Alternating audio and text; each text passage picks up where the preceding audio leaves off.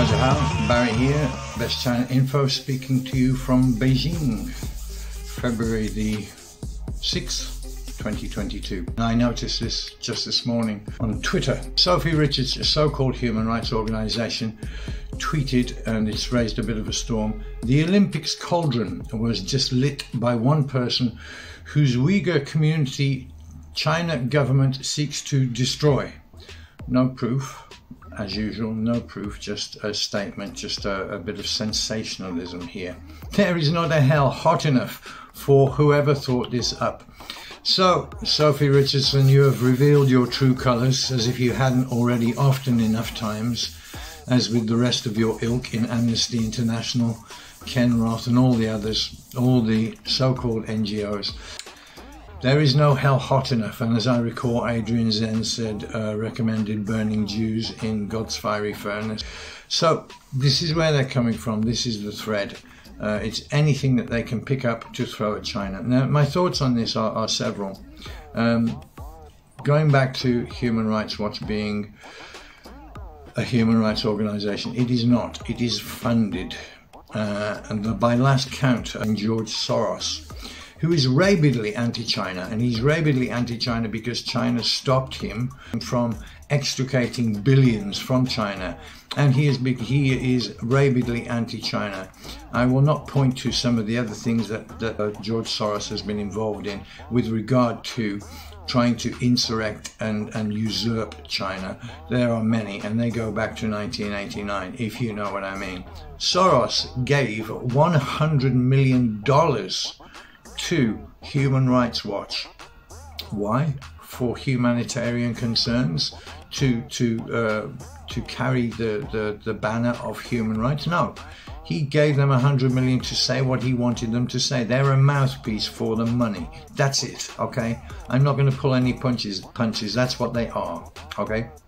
So $100 million, what does $100 million buy you? It buys you a mouthpiece that has a presence in the media. And this is what they all are, and this is what they all do. It's a job, it's an industry. The war machine, the MIC, all the NGOs, it's an industry. They wouldn't have a fucking job if it weren't for having an invented enemy. It's meaningless. My thoughts, other than trying to expose that the 100 million. So here's a fact, My other thoughts are that maybe a decision was made to include ethnic minorities in the Olympics, and maybe a specific decision was made to use a Uyghur person, or a person of Uyghur nationality, to show that there is an inclusivity in China. It's one thing, it's one people, no matter your minority or your race or your creed. It's still China, and you're still Chinese, and everybody's included in this thing, which is China, the beehive. So you can ask the question, did China, the government, the authorities, not expect there would be the spin that is always happening, that there is always this spin from the Western MSM, the mainstream mania. There's this spin. They will always find something that they can spin and turn it against China. Did the Chinese authorities maybe not expect this to happen? Maybe they did. Maybe they don't care anymore. And this is kind of my stance as well at the moment, is that it's all become so boring and so repetitive. It's relentless, and it's boring because it's the same thing over and over and over again. The other thing is, and this is my final thought here, is that you have to ask a simple question. Anyone can do the math on this. Why don't Human Rights Watch or all the others, all the other mainstream mania, why don't they pick up on something else? Like, why is it always got to be Xinjiang and Uyghurs? Because this has always been the plan, and I'm going to show you a video which has been much watched. Colonel Lawrence Wilkerson, who was quite clear. He was anti-Iraq war. He's been anti-US unnecessary interventionism in Afghanistan and many other places. He's a decorated and revered and respected US serviceman, right? A colonel. He knows what he's talking about, and he made it quite clear that the plan all along was to use Afghanistan and to use Xinjiang against China, to use its own people and its own regions against itself from inside. It has everything to do with three primary strategic objectives. And I really, as a military officer, as a professional, I don't necessarily object to these objectives, but I believe the American people probably ought to be told about them, and there ought to be a debate as to whether or not they want to spend their money on these objectives. First objective is to be in the place that Donald Rumsfeld discovered was the most difficult country in the world to get military power into in 2001, and take my word for it, it is. Look at it on a map and leave it there, because it is the only hard power the United States has that sits proximate to the Central Base Road Initiative of China that runs across Central Asia. If we had to impact that with military power, we are in position to do so in Afghanistan. Second reason we're there is because we're cheek and jowl with the potentially most unstable nuclear stockpile on the face of the earth in Pakistan.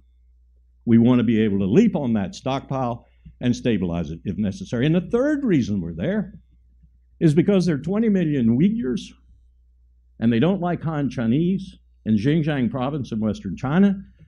And if the CIA has to mount an operation using those Uyghurs, as Erdogan has done in Turkey against Assad, there are 20,000 of them in Idlib in Syria right now, for example. That's why the Chinese might be deploying military forces to Syria in the very near future to take care of those Uyghurs that Erdogan invited in.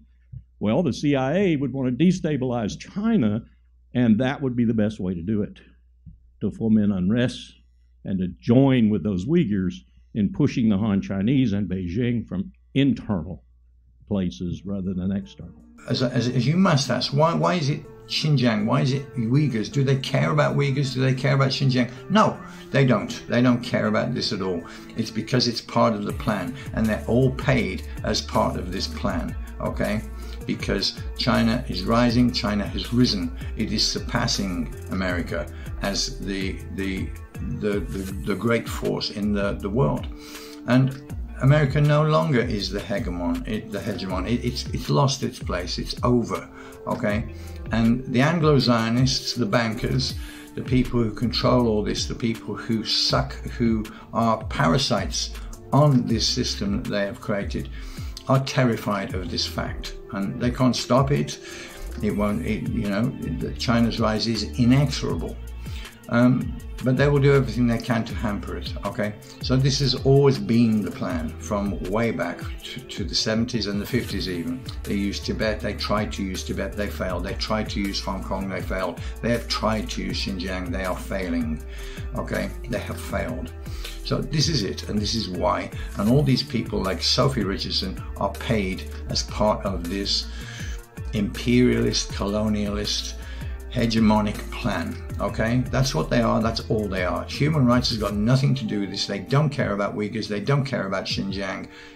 Okay, that's it. So now I'm going to go out and enjoy more of Beijing and some music tonight. So I'm going to be playing, I hope, tonight. And help support us. We are massively suppressed. So please help support us. We are massively suppressed on Western media generally. So hit the like button, hit the subscribe button. If you like what we're doing, share it. Okay, so thank you for watching, thank you for listening, and I will have more for you soon. Lots of music coming through actually. We went to a classical concert last night, which was wonderful to see some Strauss played by a Chinese orchestra and a Chinese conductor. Fantastic. So there'll be a video on that, and there will be a video, probably videos of my live performances in Beijing too. Thanks for watching. Keep following, keep supporting, and without your support we couldn't do what we do, and we wouldn't do what we do without your support. So thank you. Bye bye.